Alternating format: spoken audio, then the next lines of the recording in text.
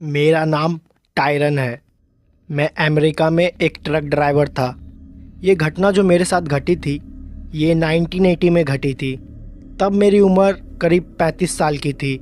मेरे साथ मेरा एक पार्टनर भी होता था। उसका नाम जॉन था। ज़्यादा लंबी ड्राइव के बाद जब मैं थक जाता था तो जॉन और मैं अपनी जगह को रिप्लेस कर लेते थे। फिर कुछ दूरी तक वो ट्रक चलाता था। ये घटना ब्राज़ीलियन नेशनल हाईवे की है। जब मैं उस रास्ते से गुज़रता था तो वहाँ पे मुझे बहुत ही ज़्यादा अजीब लगता था। वो रास्ता अपने आप में ही बहुत भयानक है। वो हाईवे जंगलों से घिरा हुआ है। उस हाईवे का 20 किलोमीटर का एरिया पूरा जंगल में आता है। जब भी किसी ट्रकर को अपनी डिलीवरी जल्दी करनी होती है तो वो लोग वही रास्ता निकल जाते हैं। नेशनल हाईवे का वो रास्ता एक शॉर्टकट का है जहाँ से वो लोग अपने डिलीवरी पॉइंट पे 2 घंटे पहले ही पहुँच जाते हैं। लेकिन वहाँ पे घटनाएं बहुत ज़्यादा अजीब होती है, इसलिए उन रास्ते पे कोई जाता नहीं है। बहुत लोग कहते हैं वहाँ पे लूट और चोरी बहुत होती है। ट्रकों को रोक के उन्हें लूट लिया जाता है और ट्रक ड्राइवर को मार दिया जाता है। इसलिए ज़्यादातर लोग उस रास्ते से नहीं जाते हैं। ऐसे ही एक दिन ठंडियों का मौसम था। मेरे और जॉन के पास कोई भी डिलीवरी का काम नहीं था, तो हम लोग उस वक्त अपने ट्रकों में बैठे हुए थे। घरों से झूठ बोल के आए थे कि हमें कहीं जाना है ताकि हम लोग थोड़ी पार्टी कर सके। हम दोनों ट्रक में ही बैठे हुए थे और जॉन ने थोड़ी शराब पी रखी थी। मैं भी शराब पीने ही वाला था, लेकिन तभी मुझे एक मैसेज आया। वो मैसेज हमारी कंपनी से आया था। दरअसल ब्राज़ील के एक छोटे से कस्बे में अचानक ही एक एक्सीडेंट हो गया था, जहां पर ढेर सारे लोग हॉस्पिटल में एडमिट हुए थे और उन्हें मेडिकल इक्विपमेंट्स की बहुत ज़रूरत थी। वहां हॉस्पिटल में इतने सारे मेडिकल इक्विपमेंट्स उपलब्ध नहीं थी और हमें उन मेडिकल इक्विपमेंट्स को जल्द से जल्द वहां पे पहुंचाना था। हम सबसे पहले वहीं वेयर हाउस में पहुंचे जहां पे हमें सारे मेडिकल इक्विपमेंट्स मिलने थे। हम लोग वेयर हाउस से मेडिकल इक्विपमेंट्स लेके ब्राज़ील के उसी रास्ते से निकल गए और उसी कस्बे में जा रहे थे। हमें कुछ भी समझ में नहीं आ रहा था आखिरकार हम लोग करें क्या। उस रास्ते से जाने का हमारा बिल्कुल भी मन नहीं था, लेकिन मजबूरी की वजह से हमें जाना पड़ा क्योंकि लोगों की ज़िंदगी का सवाल था। वो पूरा रास्ता करीबन 5 घंटे का था। जॉन बिल्कुल भी ट्रक नहीं चला सकता था क्योंकि वो हल्के फुल्के नशे में था, लेकिन वो मेरे साथ चलने के लिए तैयार हो गया। ट्रक मैं चला रहा था। जॉन काफ़ी ज़्यादा नशे में था, इसलिए जॉन को नींद आ रही थी। कुछ देर ट्रक चलाने के बाद हम लोग हाईवे के उस हिस्से में पहुंच गए जहां से हम लोग को शॉर्टकट लेना था। शुरुआत में ही वो हिस्सा पूरा जंगलों से ढका हुआ था। वहां की रोड तो कुछ ठीक थी, लेकिन वहां से थोड़ा अंदर जाने के बाद थोड़ा रास्ता कन्फ्यूजिंग है। हालांकि मैं उस रास्ते से 1-2 बार दिन की टाइम निकल चुका हूँ, तो वो रास्ता मुझे तो बहुत अच्छे से याद था। मेरा बिल्कुल भी जाने का मन नहीं था, लेकिन हमें डिलीवरी जल्दी से जल्दी करनी थी, इसलिए मजबूरन जाना पड़ा। जॉन हल्की फुल्की नींद में था। मैंने उसे सो जाने के लिए बोला। मैं ये ठान ली थी अगर रास्ते में कोई भी आएगा तो मैं उसके लिए ट्रक नहीं रोकूंगा। मैं लगातार पुलिस वालों से भी बात कर रहा था क्योंकि उन्हें भी पता है ये रास्ता काफ़ी ख़तरनाक है, तो मैं उनको अपना प्रॉपर लोकेशन भी बार बार दे रहा था। दूसरी तरफ से पुलिस वाले भी उसी हाईवे पे आ रहे थे। उन्होंने मुझसे बोला था कि वो मुझे जल्द से जल्द मिल जाएंगे। हाईवे के कुछ ही अंदर जाते वक्त अंदर बहुत ही अंधेरा था। कुछ जगह तो हाईवे ख़राब भी थे। कुछ पेड़ तो टूट के रोड पे नीचे गिरे हुए थे। मुझे बिल्कुल भी नहीं पता कि वो जगह की मेंटेनेंस क्यों नहीं होती है। काफ़ी ज़्यादा अंधेरा था। मुझे बस उतनी ही लाइट दिखाई दे रही थी जहाँ तक मेरी ट्रक की लाइट जा रही थी। मैं लगातार ट्रक को स्पीड में चला रहा था। तभी मैंने देखा मेरे दाईं तरफ एक काली परछाई खड़ी है जो कि मुझे ट्रक रोकने को बोल रही है। मैं उसके सामने से इतनी तेज़ी से ट्रक को लेके गया कि मैंने ध्यान भी नहीं दिया कि वो एक औरत है या आदमी है। हाँ, लेकिन मुझे इतना ज़रूर पता चल गया था कि साइड में कोई खड़ा है जो कि लिफ्ट मांग रहा है। मैं उसको जल्दी की वजह से देख नहीं पाया। मैंने उसे बाद में बैक मिरर में देखने की कोशिश की, वो मुझे नहीं दिखा। मैं फिर दोबारा ट्रक को चुपचाप चलाने लगा। मैंने ये ठान रखी थी कि मैं बिल्कुल भी ट्रक को नहीं रोकूंगा। कुछ दूर आगे जाने के बाद फिर से मुझे दाएं तरफ फिर कोई एक आदमी दिखाई दिया। उसने कोई भी कपड़े नहीं पहने हुए थे। वो बिना पूरे कपड़ा का खड़ा था, जबकि वहाँ पे हल्की फुल्की ठंड थी और जंगल की एरिया में ठंड काफ़ी बढ़ जाती है। मुझे बिल्कुल भी समझ में नहीं आ रहा था आखिरकार वो जंगल में ऐसे खड़ा क्यों था। मैं काफ़ी ज़्यादा डरा हुआ था, इसलिए मैंने ट्रक को नहीं रोका और दोबारा ट्रक को चलाने लगा। मैंने उसे फिर बैक मिरर में देखने की कोशिश की, वो दोबारा मुझे नहीं दिखा। मैं समझ गया था यहाँ पे कुछ ना कुछ अजीब ज़रूर हो रहा है। मैंने जॉन को उठाने की कोशिश की, लेकिन वो काफ़ी ज़्यादा नशे में था, इसलिए उठ नहीं पा रहा था। मैं उस हाईवे के करीबन 3 किलोमीटर अंदर आ चुका था। मेरे पास वापस जाने का और कोई ऑप्शन भी नहीं था, इसलिए मैंने सोचा दिए हुए लोकेशन पे जल्द से जल्द पहुंच जाऊं। उस एरिया में नेटवर्क भी नहीं आ रहा था, इसलिए मैं किसी से भी किसी तरह का कन्वर्सेशन भी नहीं कर सकता। इसलिए मैंने चुपचाप ट्रक चलाने पे ही ध्यान दिया। इन सब चीज़ों को नज़रअंदाज करते हुए मैं रोड पे जा रहा था और आगे रोड पे खून गिरा हुआ था और वो खून काफ़ी ज़्यादा मात्रा में है। मैंने उस खून को देखकर अपनी ट्रक की स्पीड थोड़ा धीमे कर दिया और मैं रास्ते भर उसी खून को देखते हुए जा रहा था। ऐसा लग रहा था किसी ने खून की नदी खुली छोड़ दी हो। पूरी रोड खून से भरी हुई थी। मुझे आखिरकार समझ में नहीं आ रहा था वहाँ पर ये सब हो क्या रहा है। मैं उसी को देखे जा रहा था। फिर मैं अचानक से देखा मेरे ट्रक के सामने वही आदमी आ गया जो कुछ देर पहले नंगा खड़ा हुआ था। वो आदमी मेरे ट्रक से कुचल गया और पूरी तरह से दब गया। उसकी चिल्लाने की आवाज़ भी मुझे सुनाई दी थी और मैं बहुत ही ज़्यादा डर गया था। मैंने तुरंत अपने ट्रक को रोका और अपने बगल में बैठे जॉन को जगाने लगा, लेकिन वो उठ ही नहीं रहा था और बहुत ज़्यादा नशे में था। मैंने तुरंत अपनी टॉर्च उठाई और ट्रक से नीचे उतर गया। हालांकि ट्रक से नीचे उतरने में मुझे बहुत ज़्यादा डर लग रहा था। फिर मैं ट्रक से उतरा और मेरा पैर उसी खून पे पड़ा और वहाँ पे बहुत ही ज़्यादा बदबू आ रही थी। मैंने अपनी टॉर्च के सहारे धीरे धीरे ट्रक के पीछे जाने की कोशिश की, जहाँ पर वो आदमी मेरी ट्रक से कुचला पड़ा हुआ था। मेरी ट्रक उससे करीबन 100 मीटर आगे आ गई थी, क्योंकि मुझे ट्रक रोकने में बहुत ही ज़्यादा वक्त लग गया था। मैं धीरे धीरे उस आदमी के पास जा रहा था। दूर से देखने पे तो ये लग रहा था कि वो मर चुका है। मेरी ट्रक उसके पूरे शरीर पे चढ़ के निकल चुकी थी और वो मर ही गया था। मुझे बहुत ज़्यादा डर लग रहा था। मेरे हाथों किसी की हत्या हो गई थी। मैं धीरे धीरे उसी की तरफ जा रहा था। दूर से देख के ऐसा लग रहा था कि उसका पूरा शरीर खून से ढका हुआ है।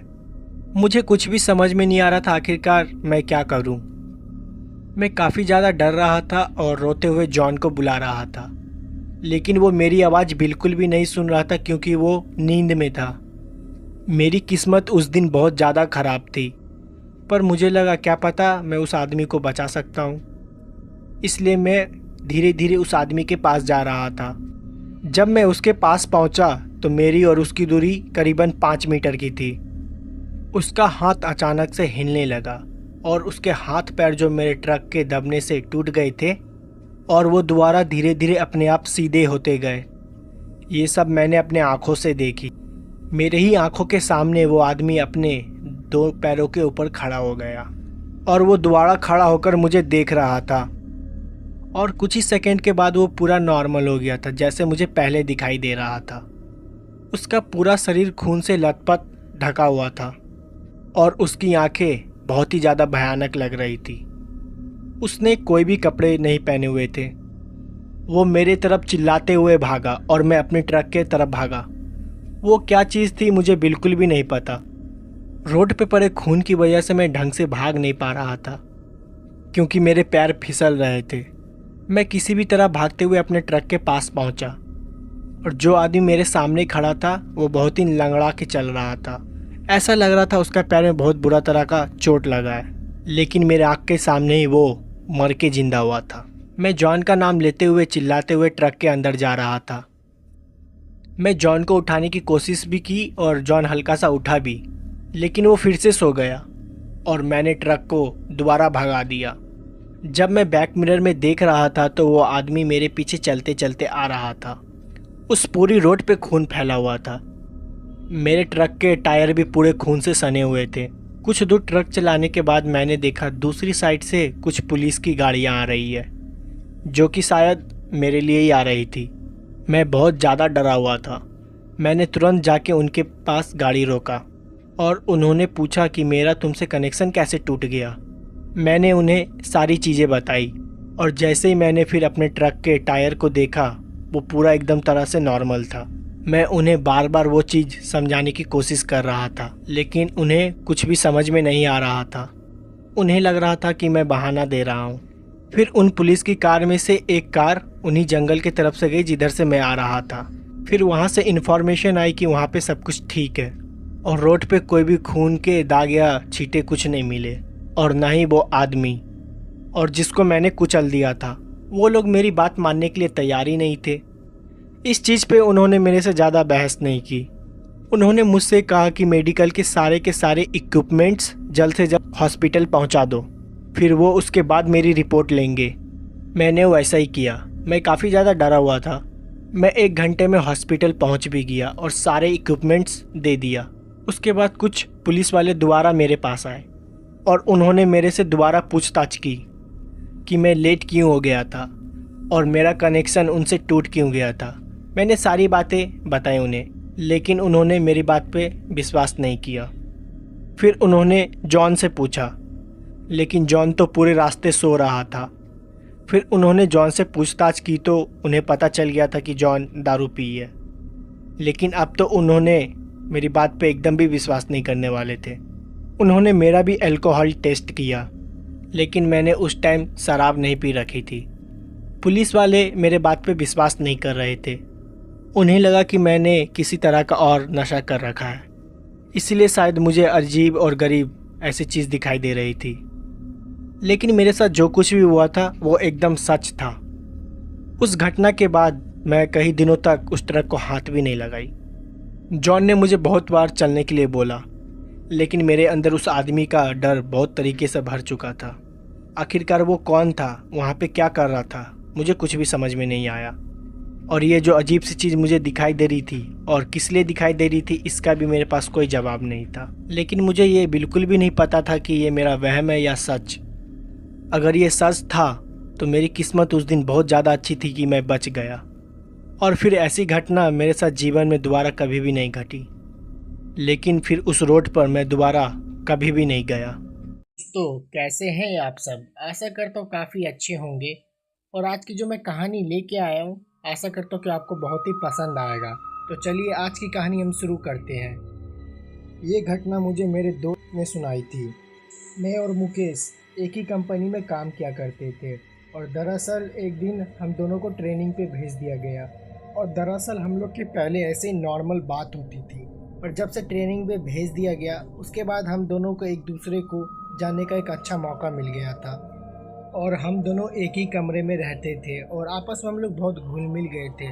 और रात को जब भी मैं सोने जाता, अचानक मेरे शरीर पे से चादर हट जाता। पर मुकेश अच्छा आदमी था, वो मुझे वापस से चादर उड़ा दिया करता था। फिर मैंने एक दिन उससे पूछा, तुम क्यों जागते हो रात भर? मेरी तो आदत है करवट बदल बदल के सोने की, तो शरीर पे चादर तो टिकता ही नहीं है। तो मुकेश ने इस बात पे मेरी कोई जवाब नहीं दिया। उसके बाद दूसरे दिन से मुकेश एकदम अकेले अकेले रहने लगा था। फिर उसने जो मुझे बताया, ना कि वो दिलचस्प था, बल्कि वो कुछ ऐसा था ना कि आज तक मैंने कभी सुना था और ना ही महसूस किया था। और तो और ऐसा कम ही देखने को मिलता है। बस बात विश्वास की रह जाती है। आप शायद इस पे विश्वास ना भी करें। 2003 का समय था। ऐसे में टीवी देखना, लाइब्रेरी जाना, दोस्तों के साथ घूमना, ये सब मेरा दिनचर्या बना हुआ था। ऐसे में एक दिन मैंने अपने दोस्तों को घर पे गया। फिर मुझे पता चला मेरे भाई दानिश की तबीयत ख़राब है। मैं फ़ौरन ही अपने घर के तरफ निकल पड़ा। मेरा भाई दानिश, उसका हाल बिल्कुल भी ठीक नहीं था। ऐसा लग रहा था कि उसको बहुत तेज़ दर्द हो रहा है और वो उसका हाल एकदम भी ठीक नहीं था। 3-4 जन मिल के भी उसको संभाल नहीं पा रहे थे, इतना उसका कंडीशन ख़राब हो गया था। इतना में ही मैंने कुछ बोलने की कोशिश की तो मम्मी ने मुझे चुप होने का इशारा दिया और दानिश की चीखें एकदम बढ़ते ही जा रही थी। कोई उसका सर पकड़ रखा था तो कोई उसकी छाती मल रही थी। तो इतना में ही नानी बोलती है कि चलो इसको पूजा घर लेके चलो। तभी दानिश की और चीखें बढ़ गई हद से ज़्यादा, और नानी की बात उसको बिल्कुल भी पसंद नहीं आई। जैसे तैसे करके हम लोग उसको पूजा के घर में लेके आए। पूजा घर में लाने के बाद उसकी चीखें और बढ़ गई थी। फिर सब मिलने एक उसको कुर्सी से बांध दिया। फिर नानी ने उससे सवाल किया, बता कौन है तू। दानिश नानी की बात सुन के पूरे भट्टे की तरह तपने लगा था। फिर नानी ने उससे पूछा, बता कौन है तू। तभी वो और ज़ोर ज़ोर से अंगड़ाई लेने लगा था। तभी एक आवाज़ आती दांत किटकिटाने की, और अजीब तरीके से उसका पूरा शरीर और पूरा कांपने लगा था। उसका पूरा शरीर का हड्डी कड़कड़ाने की आवाज़ आ रही थी। तभी दानिश ने अपने जीभ बाहर निकाला। पूरा जीभ उसकी काली पड़ गई थी। कुछ समझ में ही नहीं आ रहा था कि किसी की जीभ भी काली पड़ जाती है। तभी नानी ने फिर से उससे पूछा, बता कौन है तू। तू जो भी है इसको छोड़ दे, इसने क्या बिगाड़ा है तेरा। तुझे जो चाहिए वो तुझे मिल जाएगा। और इसी में दानिश दांत किटकिटाते बेहोश हो गया। और ये बात था, दानिश जब भी होश में आ जाता वो अपना आपा खो देता। उसको संभालना पूरा मुश्किल हो गया था। और ये सब मेरे से देखा नहीं जा रहा था और मुझे कुछ समझ में नहीं आ रहा था मैं क्या करूं। फिर मैं रोते रोते हनुमान जी का मंदिर गया। वहाँ पे हनुमान जी को याद किया और मंदिर में फिर एक मैं दिया भी जलाया। फिर दानिश के होश आते ही घर में पूरा भीड़ लग गया था। वहाँ पे एक बड़ा सा जमावड़ा लग गया था और दानिश फिर से वैसे ही हरकत करने लगा था। फिर मैंने दानिश को जैसे तैसे शांत किया। शांत करने के बाद मैंने उसको पानी पिलाया। पानी पीते के ही साथ उसका पूरा रूप बदल गया। उसका पूरा शकल काला पड़ चुका था। ये कौन था इसको मैं नहीं जानता था। ऐसा लग रहा था कि आँख फट के बाहर आ जाएंगी। कभी वो अपना मुंह नोच लेता तो कभी अपना सर नोच लेता, और जो भी उसके सामने जाता उसको वो काटने को दौड़ता। मैं पूरा डर चुका था। फिर मैंने उससे आराम से पूछा, कौन हो तुम, जो भी हो चले जाओ। वो मुझे बहुत देर तक घूरने लगा, वही लाल लाल आंखें से। मैं पूरा डर गया था। जो भी उसको बोलता वो उसको घूरने लगता, और अचानक ही फिर उसके पूरे आँख घूमने लगा। सच कहता हूँ ऐसा नज़ारा मैंने पहली बार देखा था, और ये तो मैं समझ गया था ये दानिश नहीं है, दानिश की जगह कोई और ले लिया है। ऐसा नज़ारा देखने के बाद तो मेरी हाल पूरी पतली हो गई थी। वो अचानक सा हंसना, वो आंखें के बाहर निकलना, वो हड्डी का कड़कड़ाना और राक्षसी हंसी हंसना, ये सब देख के तो मेरी लग रहा था जान ही निकल गई और घर वाले पूरे परेशान हो चुके थे। फिर अचानक से दानिश ने एक लंबी सांस ली। सांस अंदर लेने के बाद फिर से वो हंसने लगा। फिर मैंने उससे पूछा, कौन हो तुम। फिर नानी ने भी उसने पूछा, कौन हो तुम, क्या तुम मुझे जानते हो या हमसे डरते हो। तभी दानिश ने लड़की की आवाज़ में बोला, मैं हूँ शहडोल की, मेरा नाम है तंतरा। इसने मुझे जगा दिया, मैं इसे नहीं छोड़ूंगी। इतना कह के वो फिर से हंसने लगी। हम लोग ने उससे बोला, छोड़ दो तुम इसे, तुम्हें जो चाहिए मिल जाएगा। फिर वो हंसते हंसते वो दुष्ट आत्मा अपने पूरे रूप में आ गई। फिर उस दुष्ट आत्मा ने बोला, मुझे एक नारियल, चुन्नी और श्रृंगार का पूरा सामान ला के दो, फिर मैं चली जाऊंगी, नहीं तो मैं इसको लेके जाऊंगी। जाओ जल्दी जाओ, दफ़ा हो जाओ यहाँ से। इतना कह के वो फिर से हंसने लगी। मैं और माँ तुरंत बाजार की तरफ निकला। हम लोग के शकल पूरे पीले हो चुके थे। माँ फिर से रोने लगी ज़ोर ज़ोर से। फिर मैंने माँ को दिलासा दिलाया, माँ सब कुछ ठीक हो जाएगा। कुछ भी ठीक नहीं होगा, मैंने तुझे बताया नहीं। दानिश जब पहली बार ऑफिस गया था उसके दोस्तों ने मुझे बताया उसका एक मीटिंग था। मीटिंग में सब कोई अच्छे खासे हंस बोल रहे थे। अचानक ही दानिश की तबीयत खराब होने लगी। सब दोस्त अचानक सोच में पड़ गए, ये क्या हुआ। फिर तभी दानिश ने एक गिलास उठाया और पानी पिया। पानी पीते के साथ ही वो बेहोश हो गया। फिर दो दोस्त ने मिलके उसको टेबल पे आराम से लेटाया। दानिश के आंख से आंसू निकलने लगे थे। दानिश कुछ बोलना चाहता था पर वो कुछ बोल नहीं पा रहा था। तभी उसे सब साथी मिलके हॉस्पिटल लेके गए। हमें तुरंत ही सूचना मिली, हम भी वहाँ पे गए। उसके थोड़ी देर बाद ही दानिश की तबीयत ठीक हो गई। दानिश को कुछ भी ठीक से याद नहीं था, बस दानिश को इतना पता था कि वो बस बेहोश हो गया था। फिर उसके साथ ऐसा कभी भी कुछ नहीं हुआ। तो फिर मैंने बोला नहीं माँ, उसके साथ ज़रूर कुछ हुआ है। अगली बार जब मैं छुट्टी पे आया था तो हम लोग रात को सो रहे थे, खिड़की खुली हुई थी, बहुत तेज हवा चल रही थी और पूरा मौसम खराब हो गया था। तभी मैंने देखा कि मेरे सामने एक साया खड़ी है। उसको मैंने पूरा देखने का कोशिश किया पर कुछ भी ठीक से दिखाई नहीं दे रहा था, मुंह पे बस काली पोती हुई थी। मैं बहुत देर से उसको देखे जा रहा था और वो जो साया था एक धुएं का तरह था। अचानक धुएं के तरह गायब होके बादल की तरह सरसरा के मेरे पास आने लगी। उसके बाद मैं काफ़ी डर चुका था। उसके बाद मैं अपने मुंडी को चादर के अंदर ढक लिया। फिर मैं थोड़ी देर बाद खोल के देखा तो वहाँ पे कोई भी नहीं था। फिर मैं इतना डर गया था, फिर मुझे लगा शायद ये मेरे साथ कोई वहम हो रहा है। पर जैसे कि अब दानिश का हाल देख के मुझे समझ में आ रहा है उस दिन ज़रूर दानिश के साथ ज़रूर कुछ हुआ था। फिर माँ सामान खरीदने लगी। फिर जैसे ही मार्केट में मैंने देखा दुकानें बंद है, फिर मैं डायरेक्ट कुमार के घर चला गया और वहाँ पे लाल और काली मटकी दोनों ले ली। फिर हम दोनों घर आए और सामान को जैसे ही दानिश के सामने रखा, दानिश पूरा शांत हो चुका था। फिर नानी उसको देखने के लिए गई। नानी देखते के साथ ही पूरा शांत हो गई, एकदम शांत हो चुकी थी। हमने नानी से पूछा नानी क्या हुआ, और नानी अचानक ही जब मुंडी घुमाई तो पूरे दानिश की तरह हाव भाव नानी के हो चुके थे। हम लोग पूरा डर गए और नानी ऐसे ही ज़ोर से चिल्लाने लगी। हमने नानी से पूछा कौन हो तुम? फिर नानी भी उसके तरह बोलने लगी मैं शोरडॉल की हूँ, मेरी हत्या कर दी गई थी, हत्या करके मुझे फेंक दिया गया। मेरी लाश जहाँ पे फेंकी हुई थी इस लड़के ने आके उसके ऊपर पेशाब किया। मैं सोई हुई थी, इसने मुझे जगा दिया, इसलिए इसको मैं अब नहीं छोड़ती। पर अब मुझे कुछ नहीं चाहिए, मैं जाना चाहती हूँ, मुझे जाने की जगह दो। फिर मैंने उससे पूछा कि तुम अब वापस तो नहीं आओगी और कुछ करोगी तो नहीं? फिर उसने बोला, उसने कुछ ठीक से जवाब नहीं दिया और वो चली गई। नानी तभी बेहोश होकर नीचे गिर गई। फिर नानी होश में आई और दानिश भी पूरा तरीक़े से ठीक लग रहा था।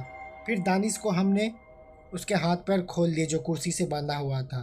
फिर ऐसे ही कुछ दिन बीत गए और दानिश को काम की वजह से भोपाल जाना पड़ा। तो वो होटल के रूम में रहता था और होटल में जो उसके साथ रहते थे उसने अचानक कंप्लेन की कि रात को रूम से रोने की आवाज़ आती है। फिर सब कोई हिम्मत जुटा के उसके रूम में गए। रूम खोलने के बाद सब कोई अचानक ही डर में बदल गया। सब कुछ अचानक ही वो चीख रहा था, कमर में लेटा हुआ था, पूरे चारों साइड अंधेरा किया हुआ था और ज़ोर ज़ोर से चीख रहा था। किसी की हिम्मत नहीं हो रही थी उसके पास जाने की। तभी एक दो आदमी ने हिम्मत दिखा के दानिश के पास गया। शांति भंग होने के जुर्म में पुलिस ने दानिश को पकड़ के लेके गया। फिर सब कोई मिलके जैसे तैसे उसको छुड़ाया। फिर कुछ दिन तक दानिश का यही हाल रहा। फिर एक ने बताया संडाल की जंगल में एक तांत्रिक रहता है जो इससे शायद निजात दिला पाएगा इसको। फिर हमने जाके उस तांत्रिक को पकड़ा तो तांत्रिक ने आत्मा से बात की। वही उसकी मांग थी, जैसे मुझे पूरी अच्छी से याद है, वही काले लाल मटके मांगना, चुन्नी मांगना, सिंगार मांगना। इस बार पर वो दारू भी मांगा था। तो रात का समय था तो दारू देना तो पॉसिबल नहीं था। मैंने बहुत जगह शराब ढूंढा पर कहीं कुछ नहीं मिल रहा था और फिर लास्ट मुझे वहाँ जाना पड़ा जिस गली में मुझे जाना बिल्कुल भी गवारा नहीं था। उस गली में मैं पहुँचा और मैंने बोला कि मुझे एक शराब की बोतल चाहिए। तो वहाँ पे कुछ लोग पी के एकदम धुत रहते थे। उसने बोला आजा तू भी बैठ जा, पी के सारे गम भूल जाएगा। मैंने उसको बोला मैं यहाँ पे गम भुलाने नहीं आया हूँ, मेरे भाई के ऊपर ऊपरी साया का अक्षर है। तांत्रिक ने ये सब सामान मंगाया तो कृपया करके मुझे प्लीज़ एक बोतल दे दीजिए। फ़ौरन तुरंत उसने मुझे एक बोतल दे दी और मैं भागता हुआ तांत्रिक के पास गया। हाँ पर इतना था, शराबियों से मेरी अब थोड़ी अनबन कम हो गई थी। उसके बाद तांत्रिक ने पूजा शुरू किया।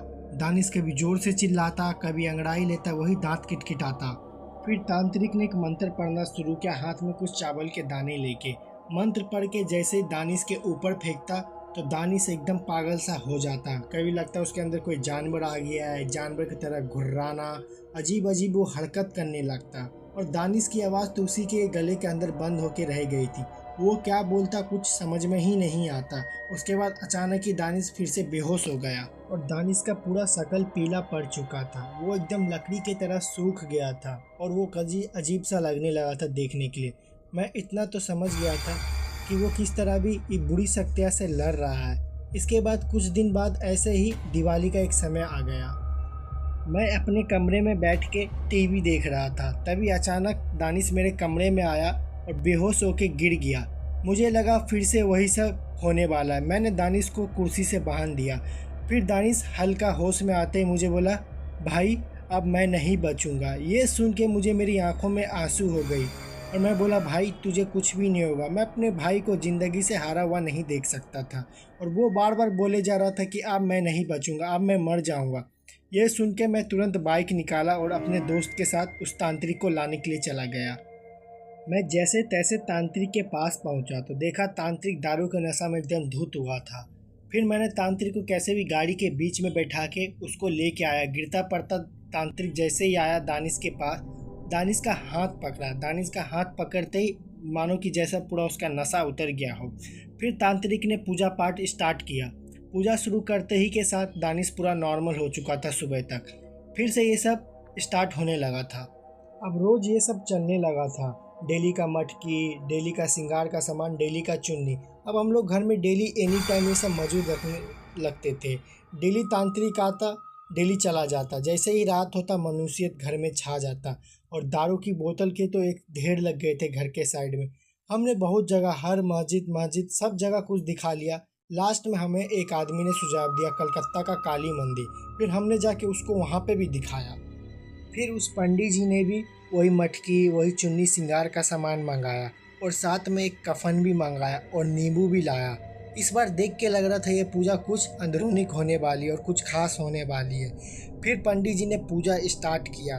वो जो नींबू था उसमें आस्ते कस करके एक लौंग चुभोना शुरू किया और जैसे ही पंडित जी लौंग चुभोते वैसे ही दानिश को बहुत दर्द होता और बीच बीच में दानिश बेहोश हो जाता।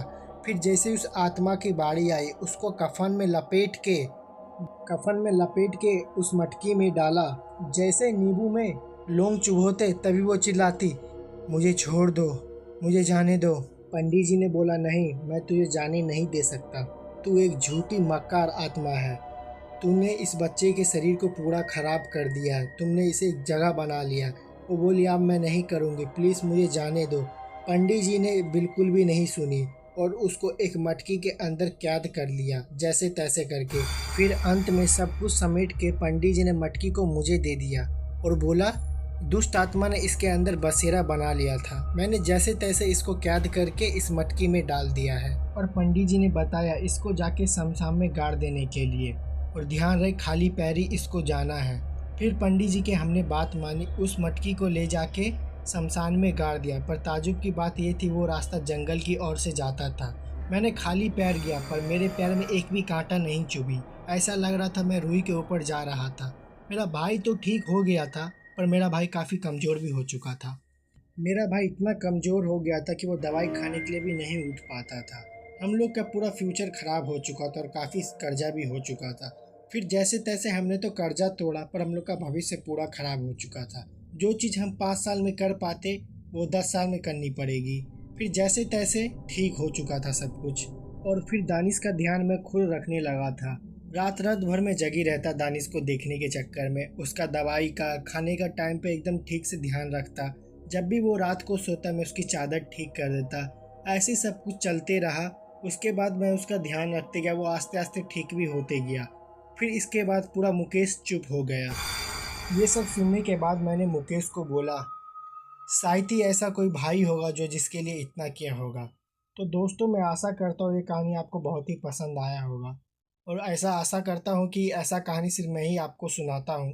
तो प्लीज़ कृपया करके चैनल को सब्सक्राइब करें, लाइक करें, कमेंट करें आपको किस टाइप का कहानी चाहे और बेल आइकन ज़रूर प्रेस कर लें कि हमारा नोटिफिकेशन आपको टाइम टू टाइम मिलता रहे। तो चलिए बाय, मिलते फिर से एक ऐसे ही डरावनी कहानी के साथ।